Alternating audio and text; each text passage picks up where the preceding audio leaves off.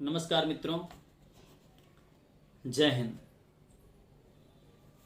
साथियों, आज हम बात करने वाले हैं राजनीति पर। विषय क्या है? राजनीति। राजनीति कैसी होनी चाहिए, किन लोगों को राजनीति में आना चाहिए और किन लोगों को मौका देना चाहिए राजनीति में आने के लिए। साथियों, तो सबसे बड़ा जो मुद्दा होता है, ये आम नागरिक कंफ्यूज होता है, मतलब वो संदेह में होता है कि हम किसको अपना नेता चुने।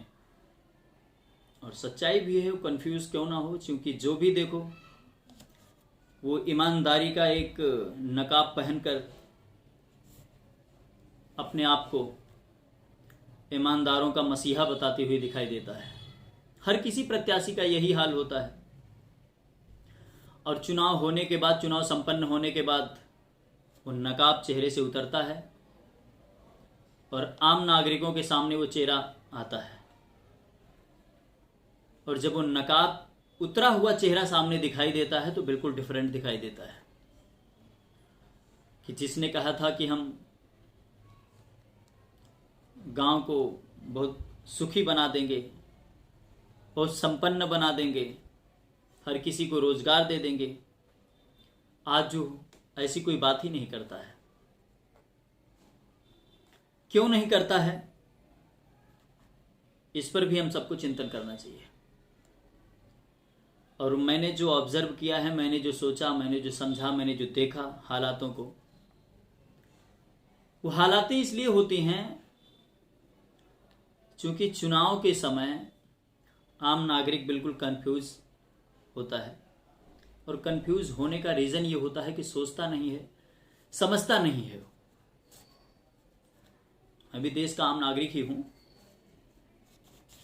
लेकिन जो मुझे लगता है कि मतदान बहुत सोचकर, बहुत समझ बूझ कर देना चाहिए।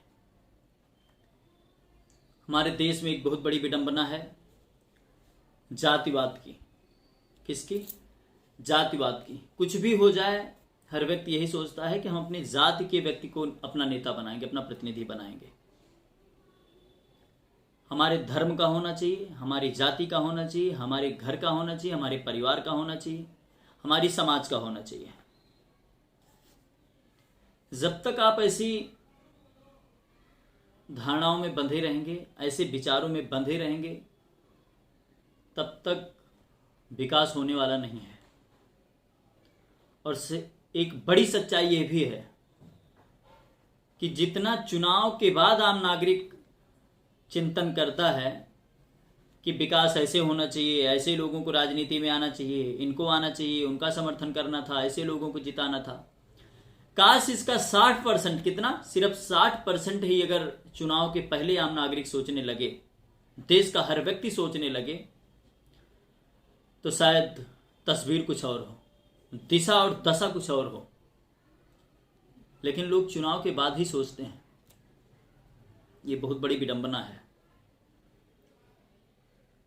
दूसरा, किन लोगों को राजनीति में आना चाहिए, यह भी सोचने का विषय है। साथियों, जिनको राजनीति में आना चाहिए वो बेचारे राजनीति से दूर ही रह जाते हैं। क्यों रह जाते हैं? क्योंकि वो जानते हैं कि आज कि राजनीति करना आसान नहीं है। उनकी ऐसी धारणाएं बन चुकी हैं कि हम जाएंगे तो हमें बहुत खर्चा करना पड़ेगा, हमें तमाम प्रकार से गुंडों का सामना करना पड़ेगा, अपराधियों का सामना करना पड़ेगा, हमें हो सकता है मार दिया जाए, हमें हो सकता है सताया जाए, हमें फर्जी मुकदमे में फंसाया जाए। ऐसी भी होता है। तो जो वास्तव में जो राजनीति करना चाहते हैं, जो देश को तरक्की दिलाना चाहते हैं, जो समाज को आगे बढ़ाना चाहते हैं, जो ग्रामीण क्षेत्रों को आगे बढ़ाना चाहते हैं, जो क्षेत्र को आगे बढ़ाना चाहते हैं, वो लोग बेचारे राजनीति से दूर रह जाते हैं।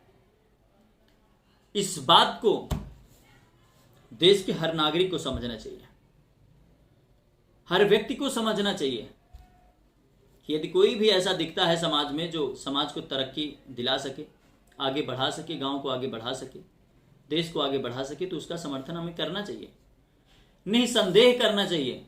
इवन उसके पास पैसा नहीं है तो हम सबको मिलकर पैसा खर्चा करना चाहिए। पैसा मतलब ऐसा नहीं बोल रहा हूँ कि वहाँ पर करोड़ों की लागत लगती है, लगती नहीं है, लेकिन लगाया जाता है, लगाते हैं लोग। उनके ऐसे विचार होते हैं कि हम आज करोड़ लगाएंगे, 2 लाख लगाएंगे, 4 लाख लगाएंगे तो जीतने के बाद हम 10 लाख कमा लेंगे। आज हम 50,000 रुपये खर्चा करेंगे, 5 लाख खर्चा करेंगे तो चुनाव जीतने के बाद हम 10 लाख कमा लेंगे, 50 लाख कमा लेंगे, 1 करोड़ कमा लेंगे। उनकी ऐसी धारणाएं हैं, उनके ऐसे विचार हैं, ऐसी मान्यताएं हैं उनकी, और इन्हीं विचारों के साथ ये चुनाव भी लड़ते हैं। तो मुझे लगता है कि ऐसे लोगों को तो राजनीति से दूर रहना चाहिए, जो राजनीति में आकर धन कमाना चाहते हैं, राजनीति को एक व्यापार समझ बैठे हैं। ऐसे लोगों को राजनीति में नहीं आना चाहिए। महात्मा गांधी जी ने साथियों कहा भी था कि धर्म विहीन राजनीति घोर पाप के समान है, मृत के समान है, मृतक शरीर के समान है, इसे नष्ट कर देना चाहिए।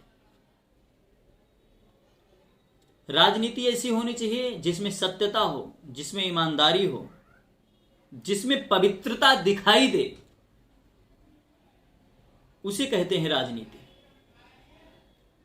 लेकिन बहुत दुर्भाग्य का विषय है मेरे साथियों कि हर वह व्यक्ति राजनीति से दूर हो जा रहा है, उसको राजनीति से घृणा हो रही है, जो ईमानदारी के पथ पर चलना चाहता है, जो ईमानदारी के रास्ते पर चलकर देश को आगे बढ़ाना चाहता है, समाज को आगे बढ़ाना चाहता है। क्यों उसे जिताया ही नहीं जाएगा, उसे मौका ही नहीं दिया जाएगा। और मौका भी क्यों नहीं दिया जाता है, आज एक सच्चाई में यह भी बता रहा हूं। हर व्यक्ति को संदेह होने लगा है कि हम आखिर दें तो किसको दें, मतदान दें तो किसको दें, मतदान करें तो किसके नाम पर करें, समर्थन करें तो किसका करें। हर किसी के चेहरे पर झूठ का नकाब चढ़ा हुआ है।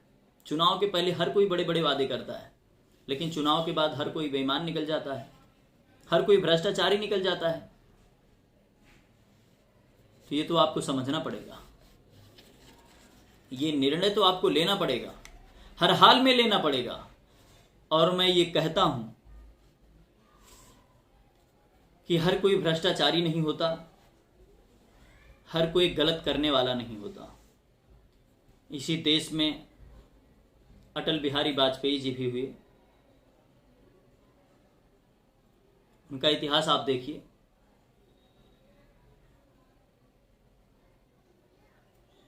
कोई धब्बा नहीं है, कई बार चुनाव हारे हो, लेकिन उन्होंने ये सौगंध लिया था कि आखिर ये जनता कब तक हराएगी मुझे, और चुनाव कहीं और से नहीं लड़ूंगा, चुनाव यहीं से लड़ूंगा जहां से लड़ रहा हूं, और यहीं की जनता मुझे जिताएगी।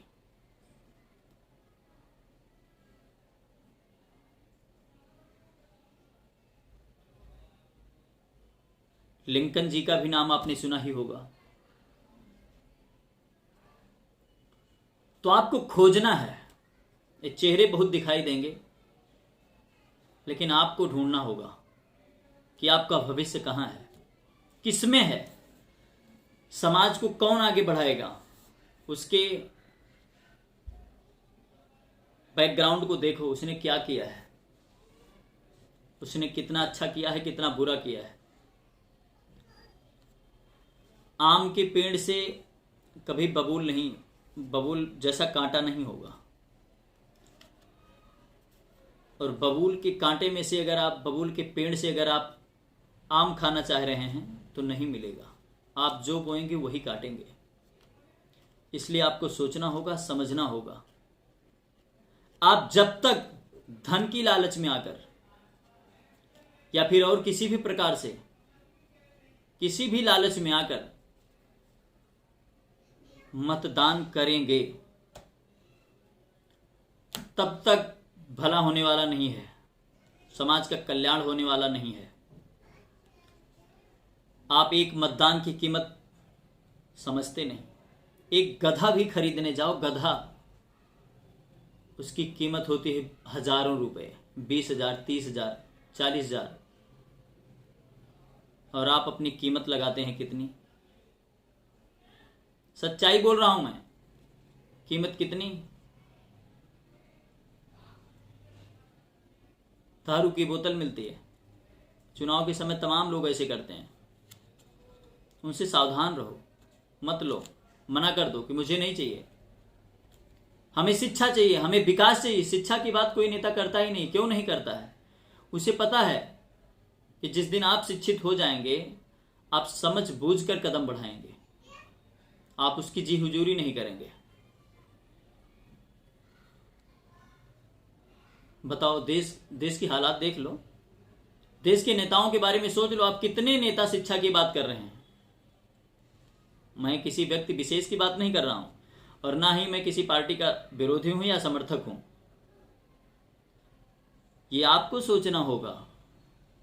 आप देखो, एक बार न्यूज देखो, न्यूज पे कितने लोगों से डिबेट करते हुए नेता दिखाई देते हैं कि जो शिक्षा पर बात कर रहे हैं। और धन्य हैं हमारे मीडिया वाले भाईजन कि जो शिक्षा पर कभी बात ही नहीं करते हैं बेचारे। ये माइक लेके पहुंच जाएंगे तो दिखाना शुरू कर देंगे कि नेताजी कितने टाइम पर मंजन करते हैं, ब्रश करते हैं, कितने बजे उठे, कितने बजे जा रहे हैं, क्या कर रहे हैं, क्या नहीं कर रहे हैं। इनसे इतने से मतलब है, इनकी टीआरपी बढ़नी चाहिए। जो सच्चाई है ये भी दूर रह रहे हैं।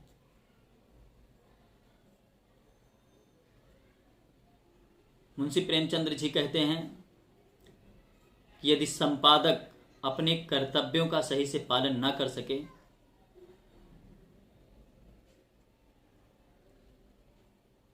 तो उसे उस कुर्सी पर बैठने का कोई अधिकार नहीं। और मैं मानता हूं किसी को भी ये बात माननी चाहिए। और संपादक ही नहीं, मैं तो मानता हूं कि हर कोई किसी भी चेयर पर बैठा हो, यदि उस चेयर का सदुपयोग नहीं कर पा रहा है, उस चेयर पर बैठकर अपने कर्तव्यों का पालन नहीं कर पा रहा है, तो उसको अपनी कुर्सी से त्याग दे देना चाहिए, त्याग पत्र दे देना चाहिए। उस कुर्सी पर बैठने का कोई अधिकार नहीं होना चाहिए। आपको सोचना होगा, मीडिया वाले भी कुछ नहीं करने वाले हैं, ये नेता भी कुछ नहीं करेंगे। आपको नेताओं को चुनना होगा जो सही हैं, जिनके विचार सही हैं। अब आपके दिमाग में आएगा, हर कोई यही कहता है, जो आप बोल रहे हो वही तो हर कोई कहता है कि मैं बढ़िया हूं। अब बढ़िया किसको हम समझें? 50 लोग आते हैं वोट मांगने, 50 में 50 सब सही कहते हैं, कोई गलत कहता ही नहीं। तो आपको ये भी तो पता चलता होगा कि साल भर पहले कौन क्या था, 2 साल पहले कौन क्या था,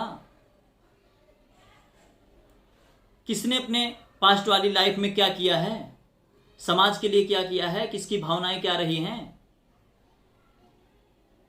यह भी तो आपको सोचना चाहिए, समझना चाहिए। आप मतदान करते हैं किसके नाम पर? कॉलोनी के नाम पर, पेंशन के नाम पर, राशन के नाम पर, फ्री में जो भी मिल जाए फ्री के नाम पर मतदान कर देंगे तो कुछ होने वाला नहीं है। शिक्षा के नाम पर मतदान करो, विकास के नाम पर मतदान करो, मैं गारंटी के साथ कहता हूं बदल जाएगा। दिशा और दशा दोनों बदल जाएगी। और ग्रामीण क्षेत्रों में तो एक हालात और भी है, बपौत, जिसको कहते हैं बपौत। ये जो बपौत है ना, ये थोड़ा गड़बड़ शब्द है। गड़बड़ शब्द का मतलब ये मुझे अच्छा नहीं लगता है। एक 60 साल का बुजुर्ग जब ये कहे कि 20-25 साल का लौंडा जो भी बोल रहा होगा वो सब गलत बोल रहा होगा, मैं इस बात को नहीं मानता हूं। ऐसा नहीं है। और स्थितियां ऐसी भी हैं, जब भी कोई युवा किसी क्षेत्र में आगे बढ़ने के लिए प्रयास करता है, कुछ बेहतर करने का प्रयास करता है, तो हमारे बुजुर्ग जन उसको पीछे खींचने का प्रयास करते हैं। क्यों करते हैं? इसलिए करते हैं क्योंकि ये गलत ही करेगा। उनको ऐसा लगता है कि ये गलत ही करेगा। ऐसा नहीं है। देश में जब जब भी कोई बेहतर बदलाव आया है तो उसमें युवाओं का एक बहुत बड़ा योगदान रहा है। मैं मानता हूं कि बड़े बुजुर्गों का आशीर्वाद रहा है, एक्सपीरियंस रहा है, उनके अनुभव रहे हैं, लेकिन कहीं न कहीं युवाओं का भी बहुत बड़ा योगदान रहा है। इस बात को नकारा नहीं जा सकता है कि युवाओं ने बेहतर करने का प्रयास हमेशा किया है। तो ऐसा कोई भी अगर विचार मन में आए तो उस पर चिंतन जरूर करना चाहिए। जब भी आपको लगे कि 20 साल का बच्चा जो भी कह रहा होगा ना, 20 साल का लड़का जो भी कह रहा होगा गलत ही कह रहा है, नहीं। अब आप सोच रहे होंगे, आप सोचें कि 21 साल में अगर कोई आईएएस बन गया, 25 साल में कोई आईएएस बन गया तो गलत ही करेगा। ऐसा नहीं है। 25 साल, 20 साल, 21 साल की उम्र में अगर कोई बेहतर राजनीति करना चाहता है तो आप सोचते हैं गलती करेगा, ये कौन सी राजनीति करेगा। और 20-25 साल की उम्र में, 26 साल की उम्र में, 28 साल, 22 साल की उम्र में अगर कोई आईएएस बना बैठा है और कलम का प्रयोग कर रहा है तो आप जाके नमस्कार भी करते हैं, सब कुछ करते हैं, क्योंकि उसके हाथ में पावर है। वो किताबी कीड़ा बन चुका होता है। पढ़ पढ़ के ना देश दुनिया की इतनी समझ हो गई होती है ना, जो गलत करने के पहले लाखों बार सोचता है, एक निर्णय लेने के पहले लाखों बार सोचता है कि हमें क्या करना है, क्या नहीं करना है। बस हाँ, आपके दिमाग में एक बात जरूर आएगी कि एक आईएएस की सूझबूझ और एक नेता की सूझबूझ में जमीन आसमान का फर्क होता है। मैं मानता हूं कि फर्क होता है, लेकिन ऐसा भी नहीं है कि एक आईएएस भगवान होता है और राजनीति करने वाला बेकार होता है। नहीं, राजनीति में भी बहुत लोग ऐसे हुए हैं, बहुत नेता ऐसे हुए हैं कि जिन्होंने इतिहास रचा है और वास्तव में कुछ बदलने का जज्बा उनके अंदर रहा है और करके दिखाया भी है। आपको अपने दिल से ये तो बिल्कुल निकाल देना चाहिए कि कल का लौंडा क्या करेगा, क्या बदलाव लाएगा। ऐसा नहीं है। इस बात को अपने मस्तिष्क से आपको बिल्कुल निकाल देना चाहिए। मैं नहीं कह रहा हूं कि मेरी कही हुई बातों पर आप चलें, माने। अपने आप से चिंतन करो कि हम क्या गलत कह रहे हैं, क्या सही कर रहे हैं। हम मतदान सही जगह पर करने जा रहे हैं कि गलत जगह पर करने जा रहे हैं, कहां जा रहे हैं, क्या सोच रहे हैं, क्या कर रहे हैं। हम दारू के नशे में होकर मतदान कई बार कर देते हैं, तमाम लोग ऐसे कर देते हैं। लेकिन इस बात को तो सोचना होगा हमें। हम अपने परिवारी जनों को भी बोलते हैं कि यहां पर मतदान करो। अरे पहले हम तो सोच लें कि हम कहां मतदान कर रहे हैं, हमारे बच्चों का भविष्य कहां है, फ्यूचर कहां है, उस पर तो चिंतन करो यार। नहीं करते हो, नहीं सोचते हो, फिर नारा लगाते रहते हो, तमाम प्रकार से चिल्लाते रहते हो कि विकास नहीं हो रहा, विकास नहीं हो रहा, विकास नहीं हो रहा, भ्रष्टाचार है, भ्रष्टाचार है, भ्रष्टाचार है। अरे करेंगे वो भ्रष्टाचार जिनकी नीयत गंदी है, करेंगे वो भ्रष्टाचार जिनको आपने भ्रष्टाचार करने का मौका दिया, सताएंगे वो आपको जिनको आपने सताने का मौका दिया, करेंगे वो गलत कर्म जिनको गलत कर्म करने का आपने मौका दिया है। आप भी तो उसके हिस्सेदार बनते हैं। आप भी तो गलत के खिलाफ में बोलने को तैयार नहीं होते हैं। क्यों नहीं तैयार होते हैं? डरते हैं कि बिल्ली के गले में घंटी कौन बांधे। आपने ही उसको नेता बनाया और फिर उसी से अपनी बात कहने में डरते हैं, अपने विचारों को प्रकट करने में उसके सामने डरते हैं। क्यों डरते हैं? आपने किसको चुना है? नेता चुना है या कोई गुंडा बदमाश चुना है? आपने नेता ही चुना है ना, अपना प्रतिनिधि चुना है ना। तो क्यों नहीं रख पा रहे हो अपनी बातों को उसके सामने? क्योंकि आप खुद अपने आप से शर्मिंदा हैं कि हमने सही आदमी को नहीं चुना। आपको सोचना होगा, समझना होगा, तब मतदान करना होगा। तब चौड़े होके आप जाके बोल भी सकते हैं कि भाई साहब ये काम करना है। लेकिन ये शब्द आपके मुंह से तभी निकलेगा जब आपकी अंतरात्मा साफ रहेगी, आप सही व्यक्ति को चुनेंगे। मैं इससे ज्यादा कुछ नहीं कहूंगा, आप समझदार हैं। जय हिंद, नमस्कार।